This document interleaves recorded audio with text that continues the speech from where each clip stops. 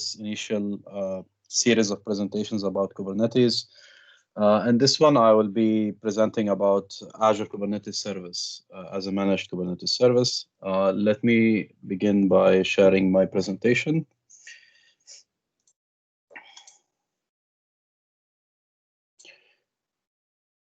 Just a second. Let me know once you can see the content. Are you able to see the presentation? Yes, Ahmed. Okay. Thank you again, everyone, for being here.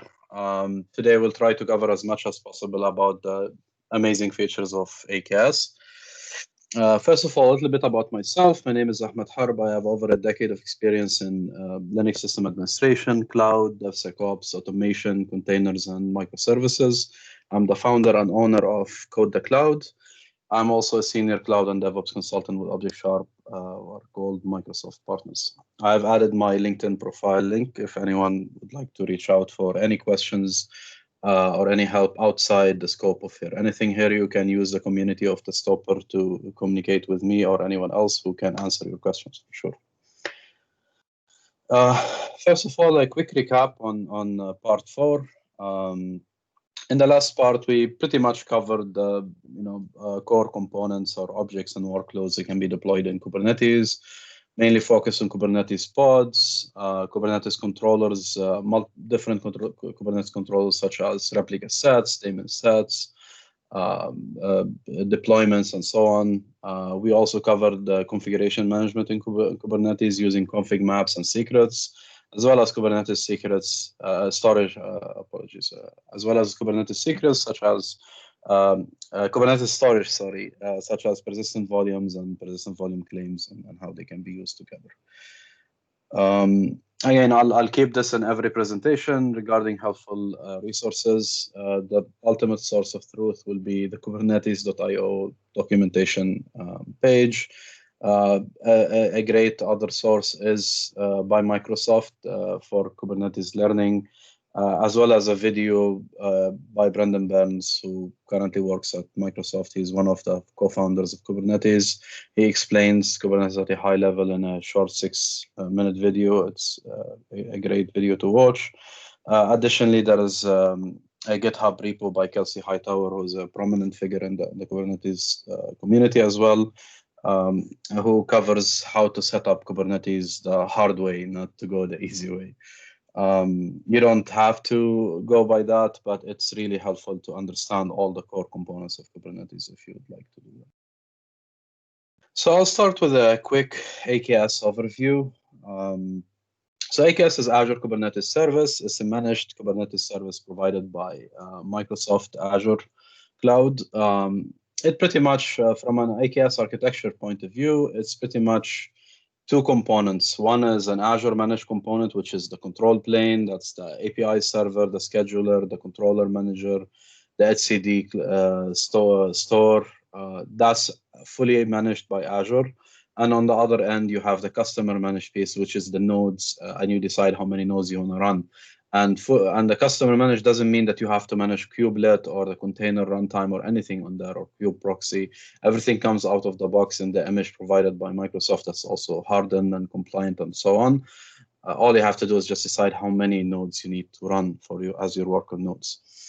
So the control plane nodes, as we mentioned earlier in previous parts of the series, they provide the core Kubernetes services, the orchestration of your applications and the workloads that you're running, while nodes are the part that run your actual application workloads. So you care about the sizing of the nodes.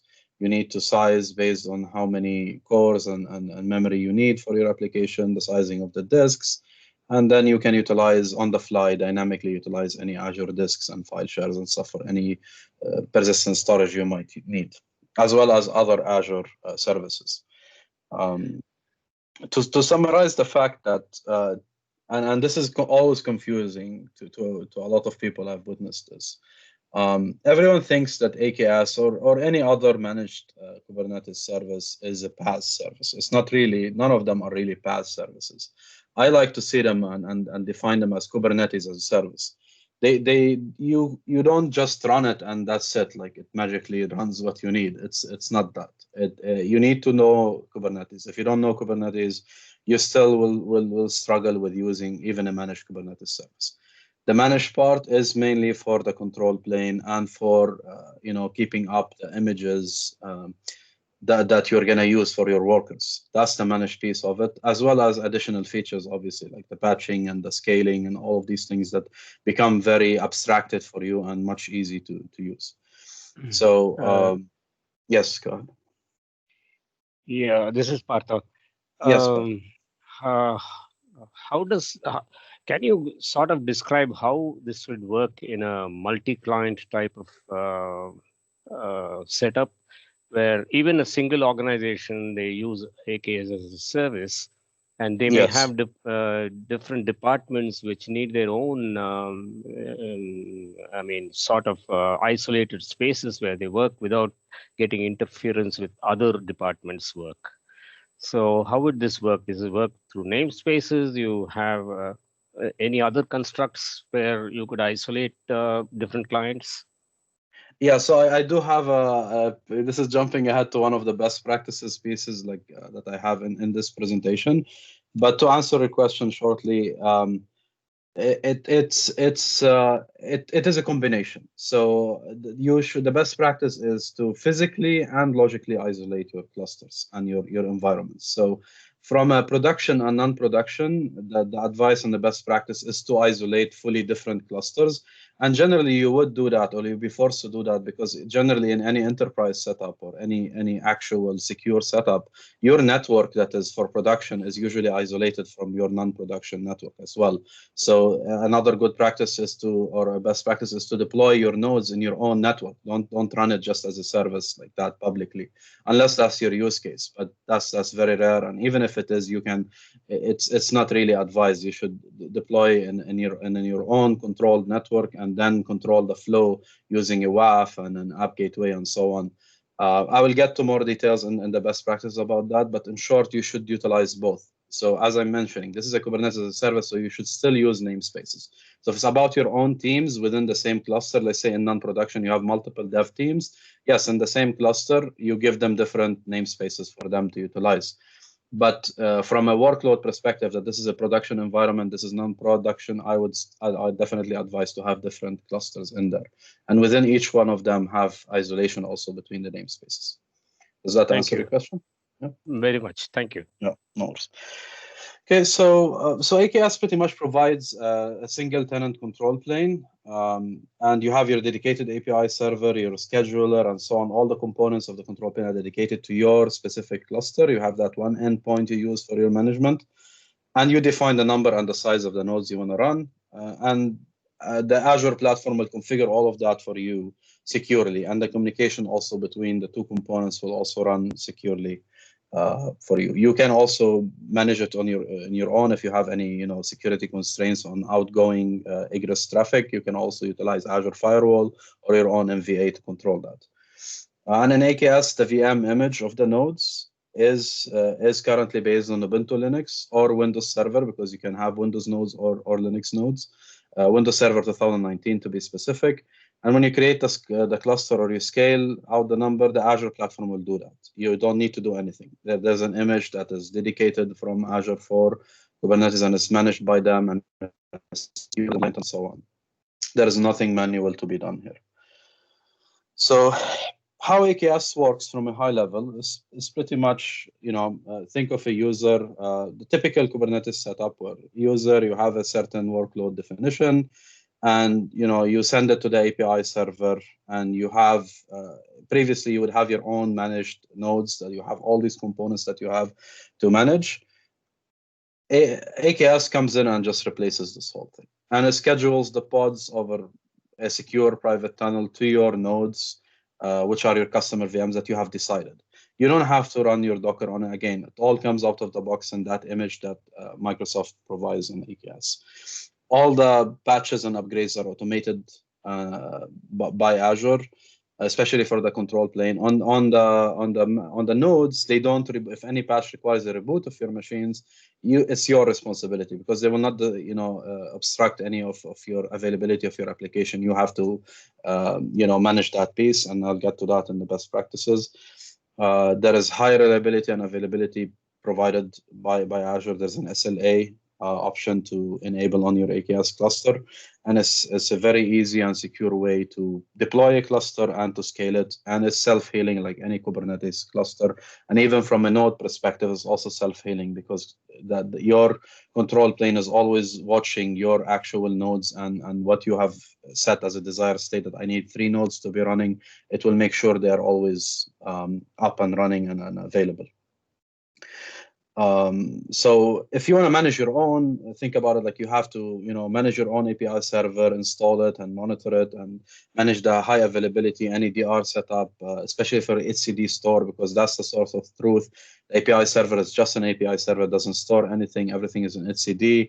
You need to make sure it's encrypted. It's already in AKS, it's encrypted at rest.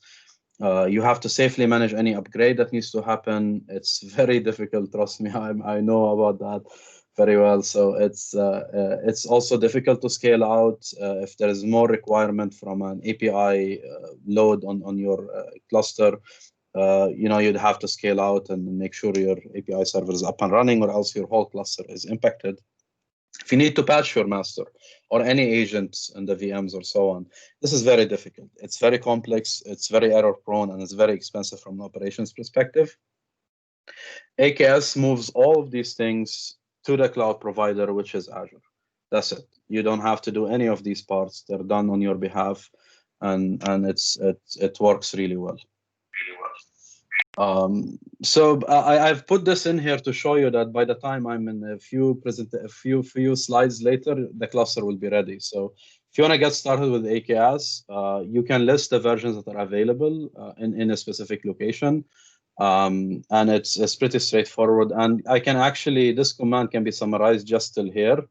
And then it will go with a certain defaults, like a default size of the VM, default count, and so on. But I wanted to add in a few, flags that I think are important. And even more than that, there are much more flags to add in here. But you can go through the documentation of Azure CLI for AZ AKS, and you will find all the options that are there. But these are a few of them. So here pretty much is deciding which resource group to deploy it in, and the name of the cluster, and then the version of the Kubernetes I want to use, the size of the node I want to use.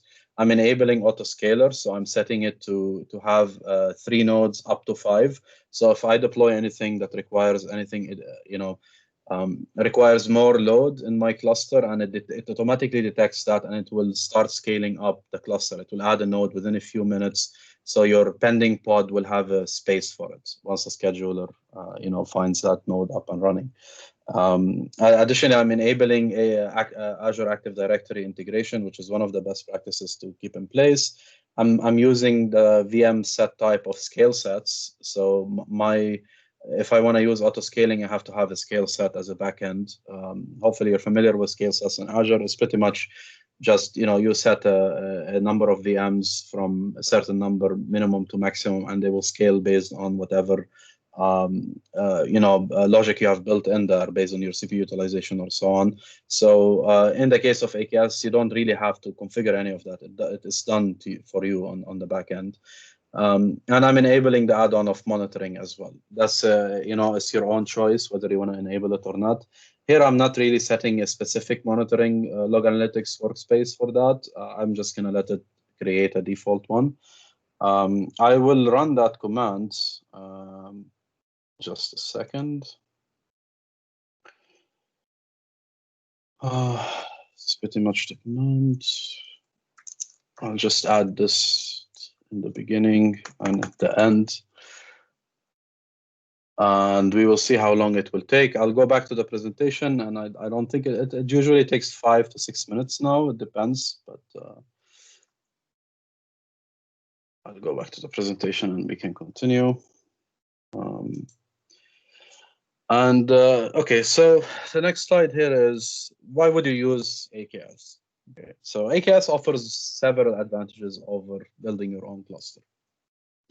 It's very easy and quick to deploy and operate a Kubernetes cluster as opposed to doing it manually. It's it pretty much takes a few minutes, several minutes, let's say, to be more on the safer side, to have a cluster up and running, as opposed to the several hours it would take you to deploy your own. Even if you have automation, it would definitely take you a few hours at least. Without having to go through any hassle of building your own, or you don't need to worry about the control plane afterwards, or any component, or any patching, or so on, as well as the worker nodes as well, because the image is coming from Microsoft. It's secure, compliant, and that's very difficult to achieve with your own cluster as well. Microsoft will always keep you up to date through the security center and so on. That's a best practice also to attach your or enable security center for Kubernetes. If any of your versions that are running are compromised or have any vulnerability, you will be told to update and your control plane to a new version. And it's as simple as one command. I will show that as well. I will not run it. It takes some time, but I will show that it's as simple as a small command. There are several features in there that secure your cluster, whether you're using any Azure native solutions like Azure Active Directory, Azure Policy, private subnets, and Venus and Azure, Key Vault, and so on. So when you take all of that away, that it really simplifies and accelerates your ability to deploy and develop your containerized applications. You don't really need to worry about the platform anymore because it's available for me at any time with a simple command, right? So you can, and additionally also, if your application development tends to have extra requirements from a compute perspective, it's very easy to confidently and very quickly and rapidly scale your application and scale your platform as well that's available for you, which is your AKS cluster. You can just enable either auto scaling even and forget about that, right? So if you have an expectation that my application is running a certain web store and during Black Friday I might have peaks or something, I don't care about it. I have auto scaling enabled on my cluster, and I have horizontal pod auto scaling on my in my deployments, and they will work hand in hand, and I don't have to worry if any load comes in. It will add what is needed if it's built and designed properly, of course.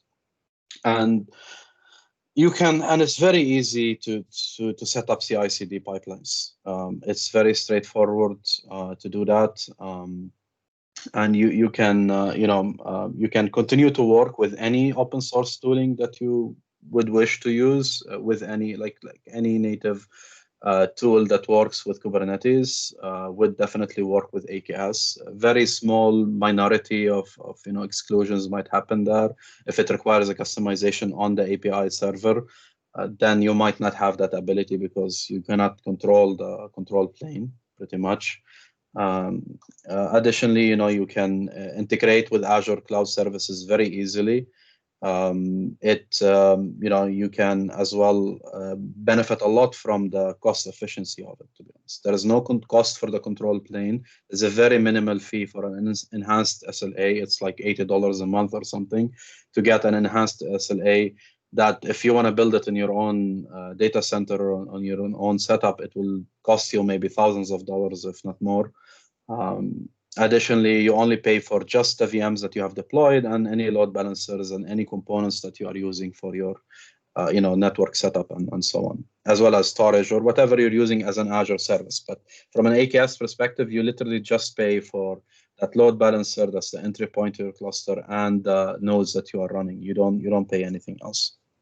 And the same discounts that apply for any reserved instances you might have or such for VMs. If you want to reserve certain VM families or sizes for, let's say, 3 years, you get a big discount on certain families. Same thing applies to if any of these VMs are running as an AKS cluster node. And again, I'd like to repeat that again, the fact that it's an Azure Kubernetes service, but any native Kubernetes object or workload will work out of the box. You don't have to worry. Everything we have covered so far will work. There's no issues. You can even extend it with any CRDs or anything you would like to add, or any service, any component you want to add generally will not have any issues to run on AKS. I'm yet to face any problems with that. At the same time, I'd like to be also realistic with AKS. You should have some realistic expectations. Right? I'd like to repeat this again. You still need to know Kubernetes. You need to know Kubernetes. You need to be aware of it, how to use it, how to maintain it, how to operate it, how to deploy for it, and you still need to develop your applications in the best practices of microservices and in a way that works with Kubernetes. So again, it's a Kubernetes as a service. It is not a PaaS, just to be clear. Okay. So you are still, it still follows the shared responsibility model, like any other cloud deployment or cloud service you use. So you are still responsible to make sure that you are deploying and manage your cluster in a secure way, right? You should set up, for example, integration with Active Directory, with Azure Active Directory, right?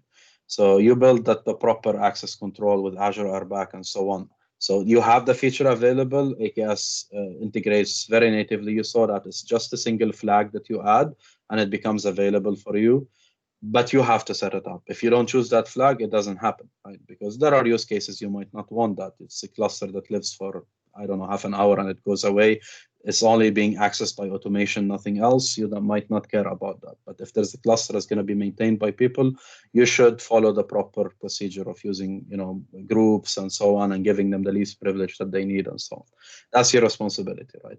Automatic patching happens for the worker nodes, but as I mentioned, if there is any reboot that is required, certain patches of security updates or kernel updates require a patch. If you deploy a new node after that last patch happened, you get the latest, right? So Azure is responsible of maintaining that. But if you have a running node or with a certain version of the kernel on it, for example, and it needs to be patched and rebooted, you have to reboot it.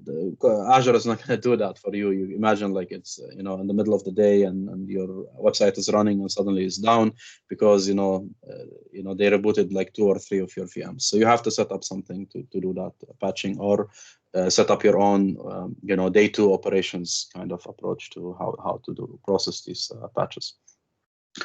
Another thing to be realistic about, it is less flexible with customizations, because as I mentioned, you cannot customize the control plane.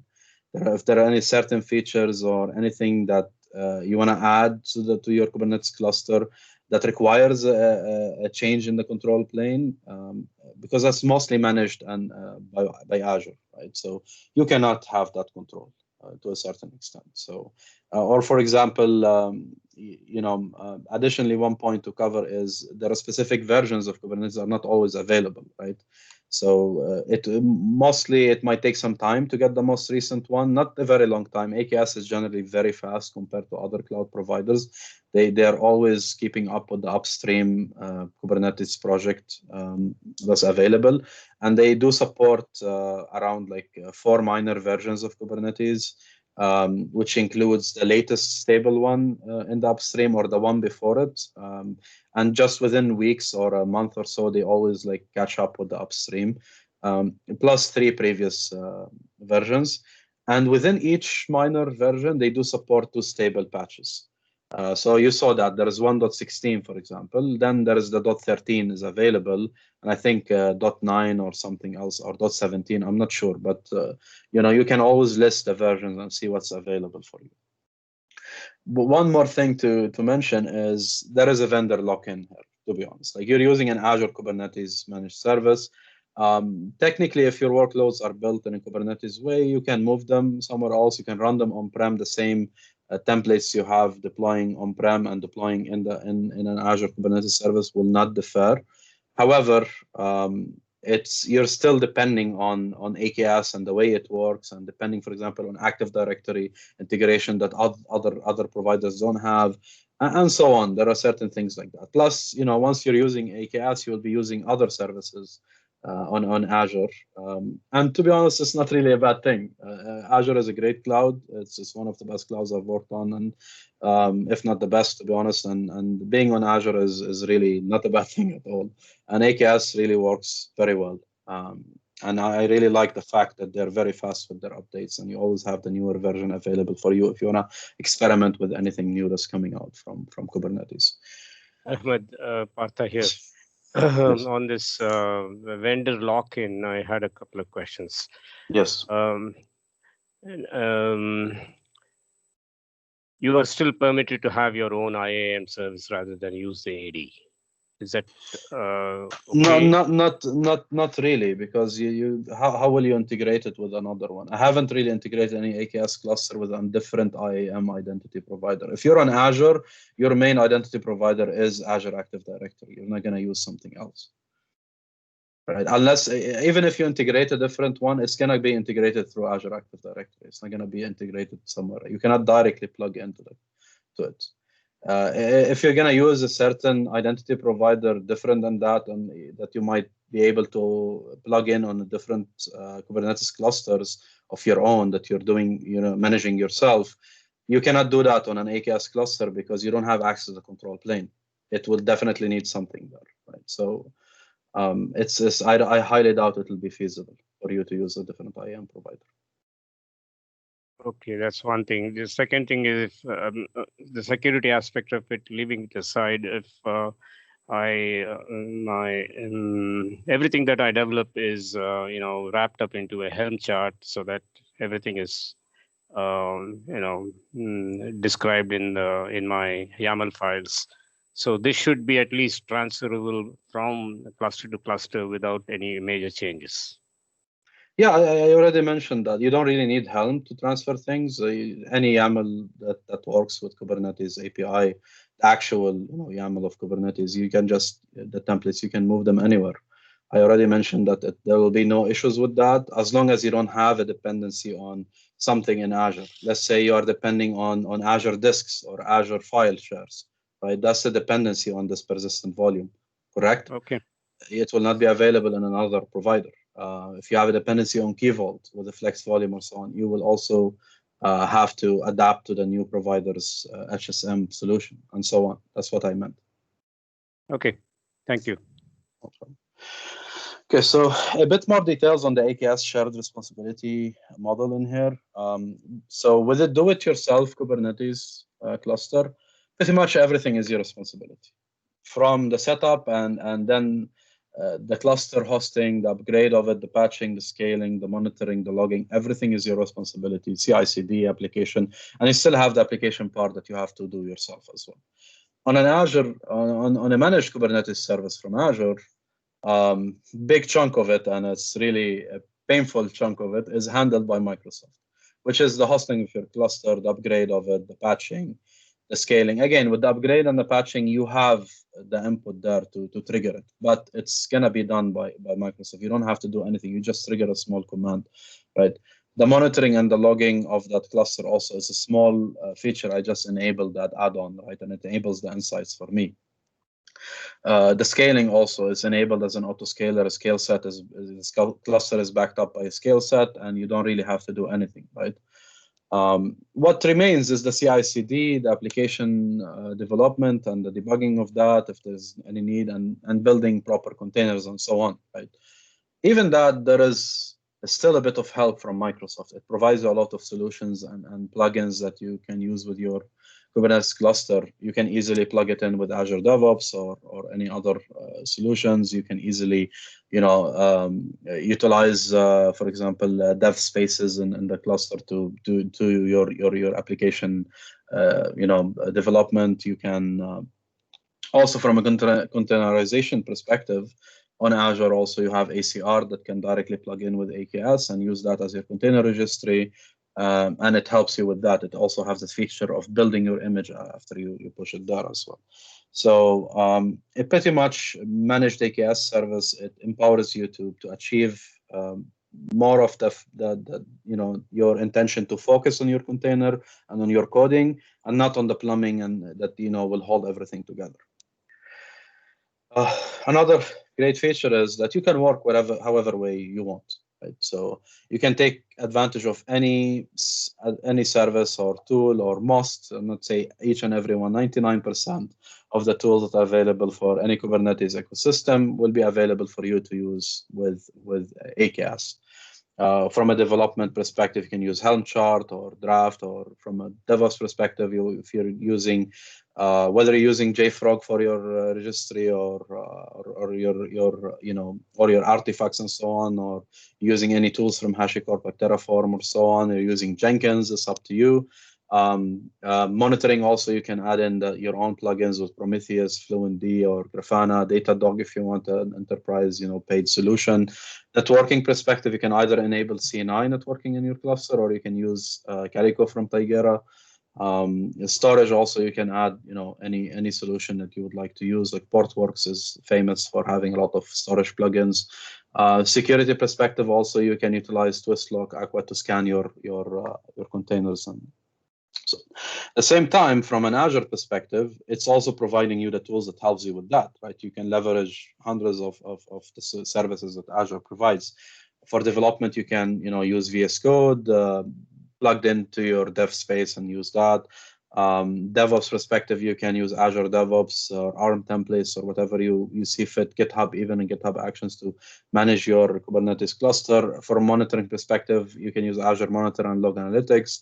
From a networking perspective, you deploy your cluster into an Azure VNet and a subnet, and then you can also use Azure Policy to enforce certain governance when it comes to that. From a storage perspective, you utilize Azure Storage, whether it's Azure Disks or Azure Files, and it's all dynamically and easy to. You can easily dynamically provision these as you go. From a security perspective, you utilize private container registries, Azure Container Registries, Azure Active Directory, Key Vault, and all these solutions that will help you secure your cluster.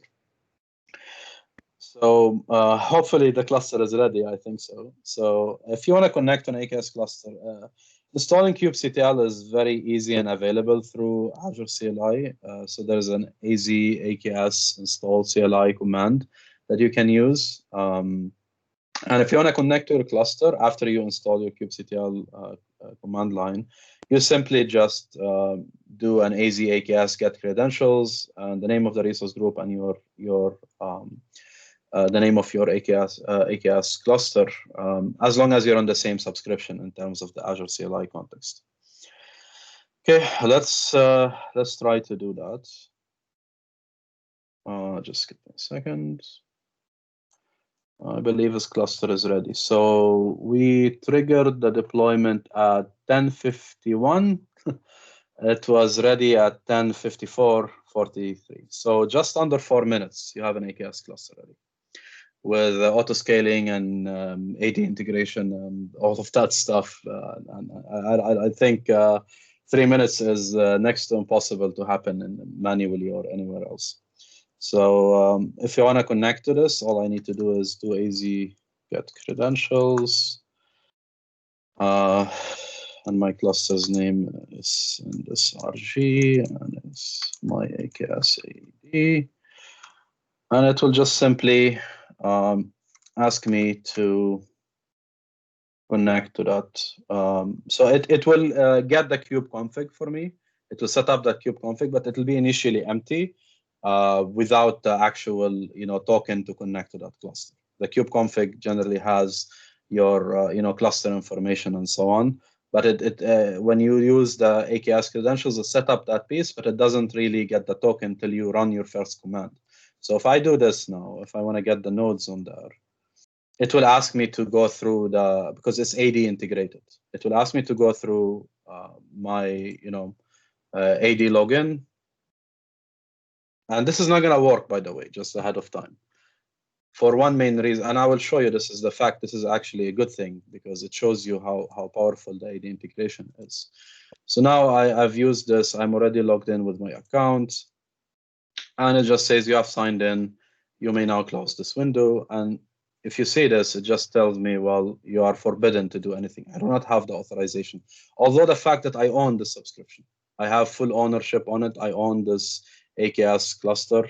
If I check this, I am an owner on this. I have full access, but still I'm not able to manage my cluster because it's AD integrated, but I have to set up the groups. You have to grant them the correct permission within the cluster. So you have Kubernetes RBAC internally is enabled, and now it's linked to your Azure RBAC as well. So you have to build that link that, okay, you will give it the object ID of the group or the user and tell them what role they will have within that cluster. So that needs to happen. There are commands to do that. I will not cover that. I will cover another option, which is the fact that if you see here, there is an ability, and let's say there is some issue with the integration for some reason. You have MFA, or you have you're linking it to your on-prem AD, you have something like that, and there's some problems happening there, and you want to still manage that cluster, right? So that you have the ability to go through the Azure API, and you would need to be either a contributor or an owner, or there is a custom roles that are available, or there is a specific role from Azure, a built-in role that gives you the ability to run this command, which gets the credential as an admin on that cluster. So pretty much gives me an access through the API as a cluster admin to that cluster fully. And it bypasses the Active Directory. So think of this as a break glass option to whomever owns that or has high-level permissions from an Azure RBAC perspective on that cluster. They can still access it to do anything in case there is a problem with the AD integration. So yes. You said when you created the cluster, you said min of 3 and max of 5. Yes. So can we actually see the cluster and see how many nodes have been created? I will show that. I'll show that just as soon as I'm done. So now I will get the credentials as an admin. And if I try to get the nodes, now I have the full access. So you see there are 3 nodes running at the moment. And if I show the cluster, this is the cluster I have running. This is the node pool. You can create multiple node pools in your cluster. And this is a node count. The auto scaling is enabled, and it's 3 up to 5. So the nodes, these 3 are worker nodes rather than you have a separate master node apart from this. So, as I mentioned, you don't see the master. Yes, yes. Okay, you don't thanks. See the master. Got it. Good. So you saw how easy it is to create a cluster with AKS. It's pretty fast. Also, it keeps getting faster. To be honest, 6 months ago it used to take 6 minutes. 6 months before it used to take 15 minutes. It's getting faster and faster. Depends obviously on how many nodes you're asking for and so on, but generally it's pretty fast. And I even had a very small size of nodes, and it was pretty quick. It's also very easy to manage your cluster through your Azure CLI as well, through Azure API. It's very easy. So if you want to get, you can simply run this command to get the updates on your cluster. I don't have it here.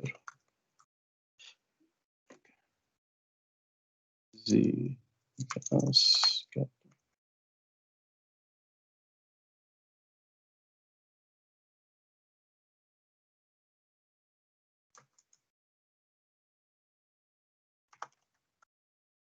So this will tell me, okay, your current cluster is at this version, and you have the ability to upgrade it to these 2 versions.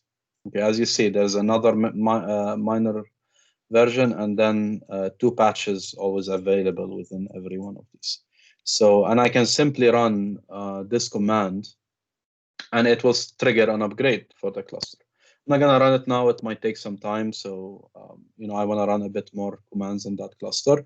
So in the cluster, let's say I want to, I currently cannot run it on this specific cluster. I have another one, but when you have the auto scaling enabled, you cannot manually change your nodes. There's a blocker in there because you have the auto scaler enabled. You have to disable that auto scaling and then start managing them manually, because you either use the auto scaler or you manage your number of nodes manually. There is no option to do both at the same time, because you can change the number of maximum nodes in auto scaling, but you cannot change the minimum number when it's the to a higher number than the existing one. There's a blocker in there. So what I do is I actually have another cluster in here, the resource group. Yeah, so this is my cluster, and in here I have a node pool that's created manually with only 1, and I'm gonna set this to 2.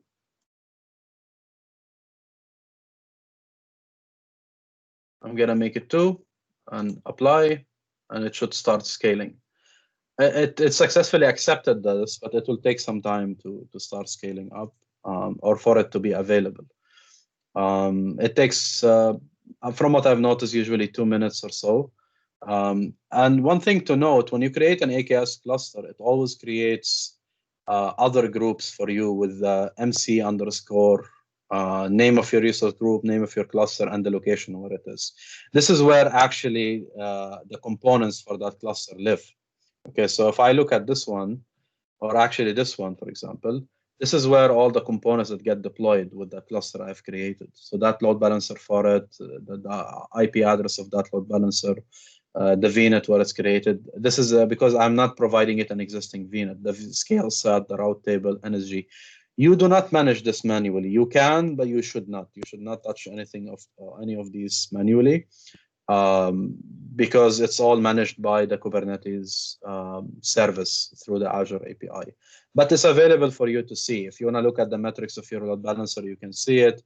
For example, now I want to look at the scale set, right? So if I look at the scale set, it has now 1 out of 2 because it had 1 only. I just scaled it out of 2, and it's updating, if you see, right? So it has triggered the auto scaling, and soon it will be available. So if let's say you're just looking at it from a kubectl command perspective and your node is showing at not ready continuously, you might want to come here and see what's happening on the scale set. And usually you don't do anything manually. If it's failing to scale, you open a ticket or you fix the reason, because let's say you have a quota issue on your subscription that you're hitting the quota number of CPUs you have available, you have to add that and so on. But the point is you have the access to the managed resource group by the Kubernetes service, but you should not manage it on your own. So that's pretty much it. You can also do the same scaling through automation if you want to use some commands or so on. And this is a simple command that would run. This is an available application by Azure. It's a simple like front end with a Redis backend, and I'm gonna run that on the cluster I have. I think I have it here.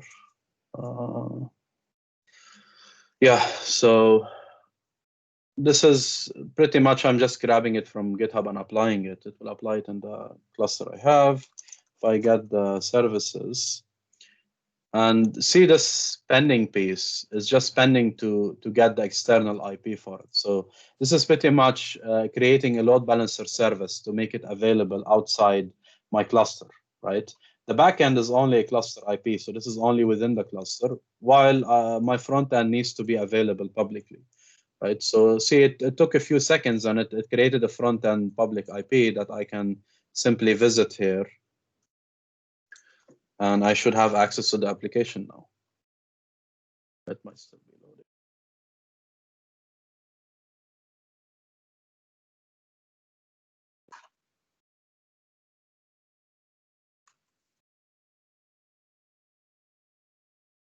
One second.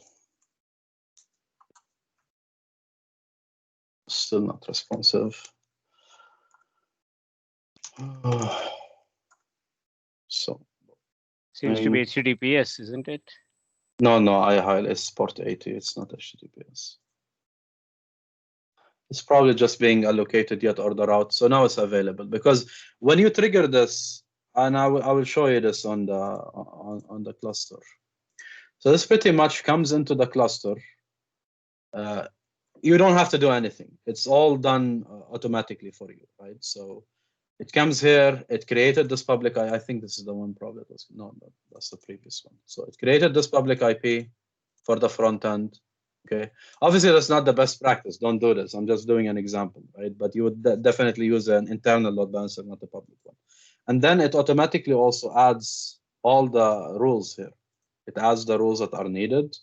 The backend for it is available, right? And then it adds all the rules that pretty much are mapping that front end to the Kubernetes service on the back end.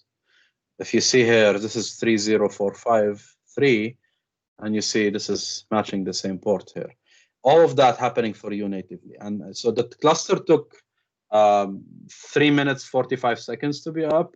This took 15 seconds to be up as well. If you have the templates, same thing will be there, right? You run them, they get deployed, your services come up, depending on how much your startup time of your service. But generally, everything is up. The allocation of a public IP and all the rules and everything needed from a load balancing perspective were available for you quickly. And you can make that even faster if you simply have a service mesh running or something, and you just leverage that piece. Okay, it's pretty straightforward, it's pretty easy and simple to use, and you see the application is available. It's a simple application. You can reset it and so on. And then that's about it.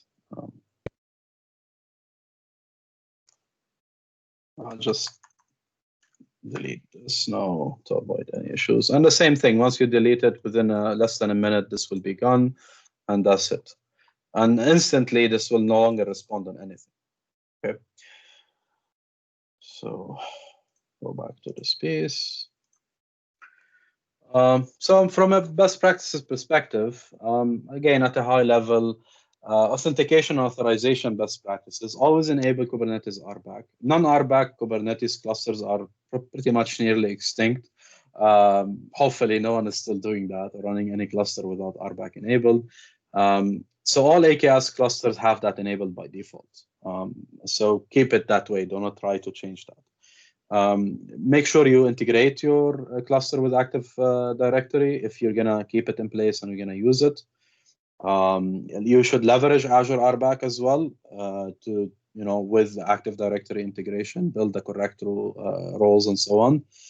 You should use Azure Active Directory pod identities where available.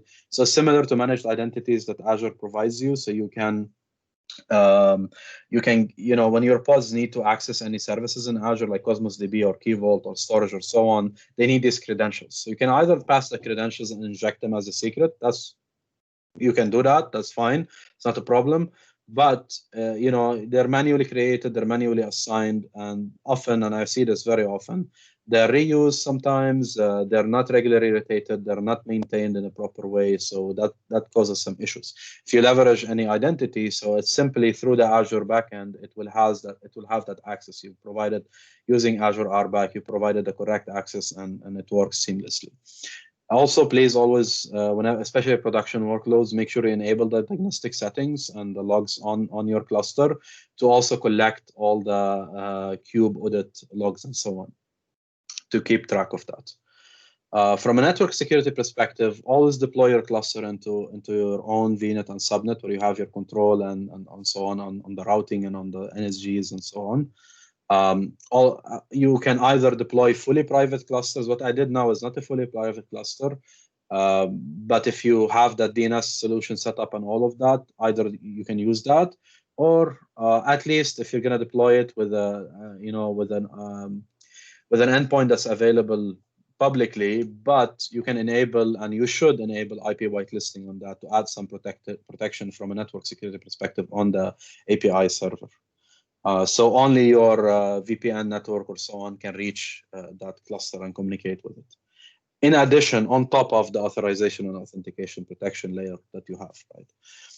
You should always leverage also Kubernetes network policies or leverage Calico network policies that's available for you in an Azure cluster and AKS clusters. That will allow you to isolate your namespaces and virtually isolate your environments within the same cluster. I would recommend to always also deploy or utilize a service mesh solution. An example is Istio. Or if you don't want Istio due to the complexity, you can use Linkerd or some other solutions that are available. There's also OSM from Microsoft now as an open source project. It was released last month actually. So this will add some MPLS encryption between your services in that service mesh and so on. It's very helpful. It allows you much more control on your ingress as well because it deploys an ingress controller. And when you do that, please make sure that the ingress controller is private. So make sure it's a private endpoint, not that public one, to avoid any attacks or so on. So keep it private, and then any public endpoint you want to expose, use Azure Application Gateway with WAF enabled or so on. Plus Azure Firewall for your routing out. From a cluster security perspective, as I mentioned, physically and logically isolate your clusters. So make sure you have totally different clusters for production and non-production. Because also from a best practice perspective, whomever has access to non-production should not be the same team that's managing production generally, unless you're a very small company. But in a big enterprise, the same people should not have access to production who are also in non-production. It's not really a good practice. So within these clusters, also utilize isolated namespaces to logically isolate things. So different teams have their own namespace. Put quotas on there. That's not a security thing, but it's also from a management perspective and scaling. Additionally, also add the network policies to keep things under control from isolation perspective. And you can utilize even your service mesh for some authorization policies. Additionally, please enable Azure Security Center for AKS. It gives you really good recommendations. It will tell you when your AKS cluster needs to be upgraded, when the version has anything compromised.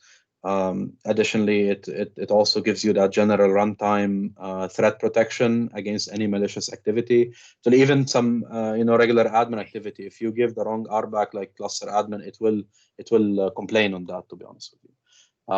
You should leverage Azure policy for AKS. You can enforce a lot of important security standards, like running containers securely in a way that they should not be running as a root user or privileged.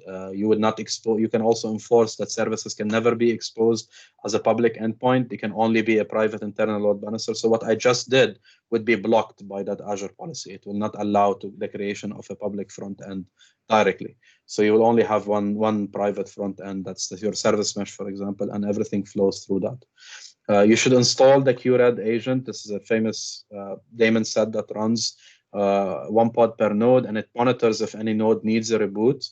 And if it does need that, it will schedule that based on the schedule they have put in place. So it will automatically reboot the patch nodes, and it does one at a time. So it will evict all your pods to another node. Once everything is fine, it will reboot that node, and only if that node is back up, it will do the second node, and so on. So you should utilize that. It also maintains, your availability without impact on your application.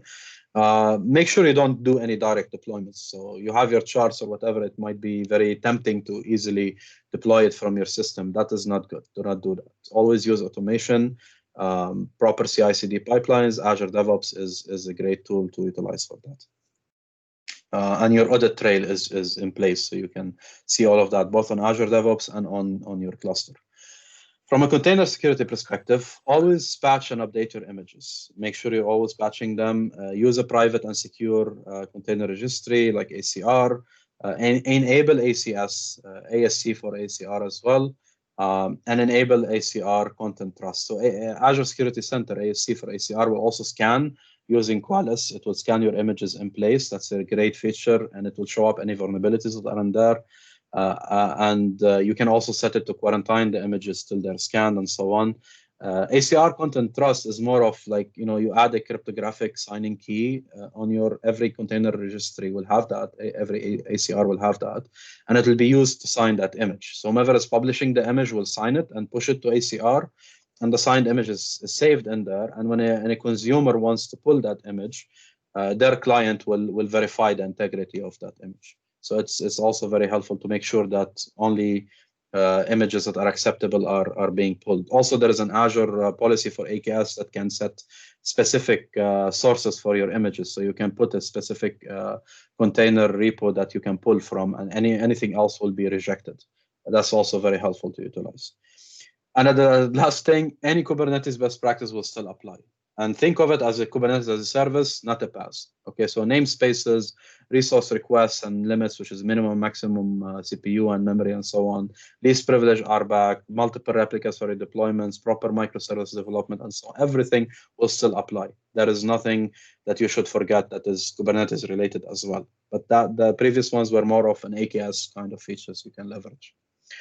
And this is just an example from a high level of, like a secure AKS design would look like something like this. Right? So you will deploy your AKS in a private subnet exposed only with an internal load balancer. You have that network segmentation with your, you have that network segmentation with your web pods and between your web pods and your workers. for example, or whatever environments you have in there. You can utilize AAD pod identity for your pods to access whatever they need. So if they're accessing this storage, they do it through their pod identity without any credentials saved in there. Secret management should always be done through Key Vault. You can put everything in there. You connect your cluster privately to your file shares or anything you're using in Azure storage. Disks are obviously encrypted at rest and everything available through directly on the host for your machines. And also from a container registry perspective, you can also secure it with an endpoint and privately reach out to it. No public IPs directly on the cluster, and you expose everything through an app gateway with a WAF enabled or any MVA you want to utilize. And then you can utilize also Azure Firewall for any outbound traffic. Also, the communication with the API server will flow through the Azure Firewall for something like that. So any internet communication will go through proper protection before it gets to your cluster. And if there's any questions, I just try to cover as much as I can from a high-level perspective. Feel free to ask anything you want.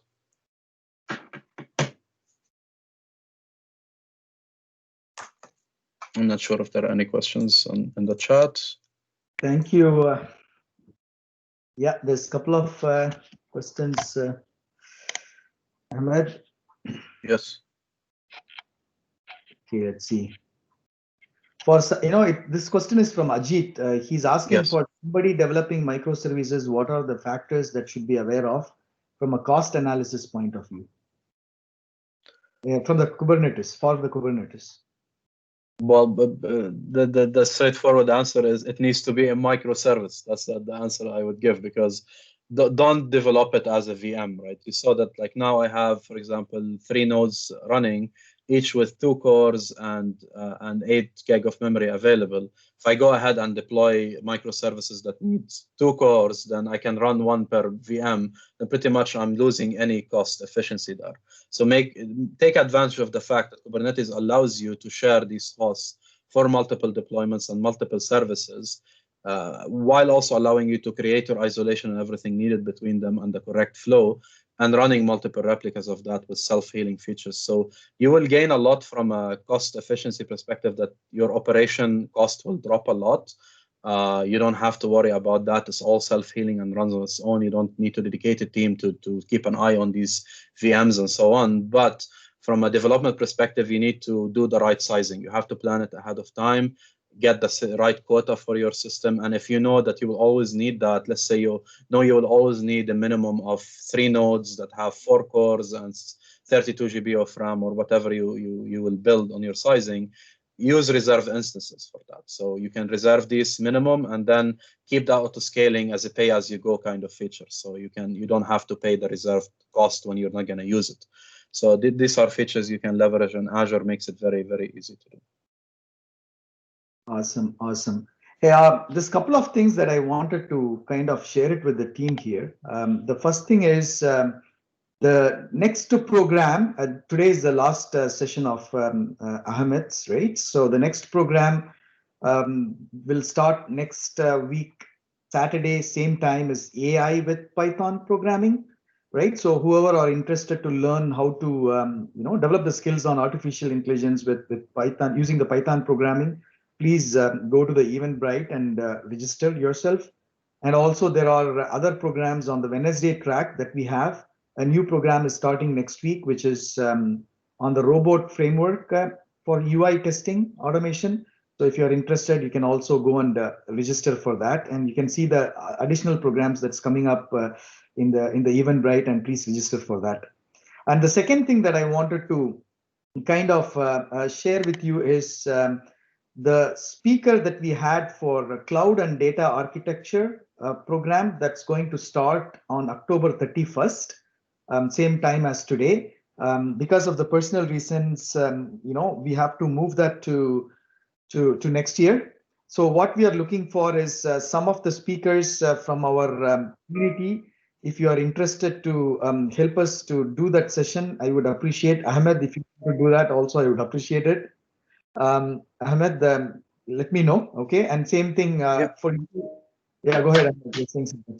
Yeah, no, I'll look into it, Kader. I have to also. I might be taking off a vacation during October. I'll see what can be done. No because we'll communicate. Supposed to have it, and Krishna is having some family thing that he has to attend to, and he has to go, so he's not able to. Yeah. So what we are trying to do is two options we have. One option is if someone already have an expertise on the cloud and data architecture framework, can take up that session and deliver that session from our community. Option number one, and then option number two is, I know Partha, you wanted to take the hands-on on Kubernetes, right? And if you wanted to create a session, maybe we can replace that session with, we can move the current session and we can probably host your session. That's option number two. And I also know that Joy, you mentioned sometime that you wanted to take RPA. Maybe that is also another option. So 5-week session is what we are looking at. Two options. One option is if someone is expert in our community wanted to help training on that existing topic, please reach out to me at testoper@testoper.com, or Joy or Partha, if you wanted to take your own sessions that you kind of reached out to me in the past, you also reach out to me. Depending upon the availabilities of you all, we can probably decide the last session for the year on this track, who and which session. And it's important that we decide that by, let's say, mid next week, Wednesday. So Ahmed, if you could consider and let me know either ways before mid of Wednesday. Same thing to you, Partha and Joy, and also to anyone who is in the call who wants to improve your confidence and help others learn what you know. Please reach out to me at testoper@testoper.com, or in the Codeathon WhatsApp channel, right? One of these two things that you can do to reach out to me. That's the second point. The third one is, after a lot of discussions, we kind of have decided to create a project which can create a tool for Testoper with various features in it that can actually help the community to register, get certificates, a lot of different things, right? We kind of decided to come up with the requirement document to create that tool for the Testoper with the collaboration of the existing community members for that particular tool. If someone wants to contribute in the software development, you're welcome to join. You will get some kind of a certificate for the working certificate for those who are looking for a job, or whatever. We will be able to provide some kind of an experience certificate working on those projects as a volunteer. So if you want to really volunteer and help this community to grow as a non-profit, I would really appreciate you consider two options, right? Option number one is become a trainer and improve your confidence and make other people to learn. And the second option is help us with the initiative that we have to build the tool, Testoper tool, that could actually, not just a website, right? It's actually a tool, a workflow tool that can really help our community to grow from different directions, from the government direction, from the private directions, and also from the attendees direction. So these are the two key things that I wanted to announce. Please feel free to share your interest in our Testoper Codeathon WhatsApp channel or in the Microsoft Teams in both the requests that I have in place. And finally, the last point I have is thank you very, very, very much, Ahmed. Awesome sessions. We all learned a lot, and kudos to you taking time. And it's not two things, right? First thing is, it's not. I was kind of reading an article. It's really important that you guys understand. In that article, it basically mentioned, from the Canadian government point of view, they have an infrastructure to help the people, and investments and fundings, whatever is available, that can help the people to get a job, which is good. Like, we know that there are so many things that are available out there to get a job and so on. And then the second thing is, they also say that we have an infrastructure to really help the people who lost their job, like EI and so on. But what Canada is right now trying to do is create an infrastructure for the continuous learning for the people who are already in the job, right? So that they don't lose job and fall into a category of EI, and they always upgrade their skills and become successful, right? So this is the key market that we are actually addressing today, together with definitely for the people who are looking for a job. right? This is something that we need to really understand, and we as a community are also helping each other to really grow together. And all your contribution and commitment to grow this community is critical for us to grow. And remember, this is a non-profit community. Nobody can make money. All the money has to be reported to the government, and all the money has to be spent, whether we are getting it from attendees as donation, funding, sponsorship, everything has to be spent on the people's benefit.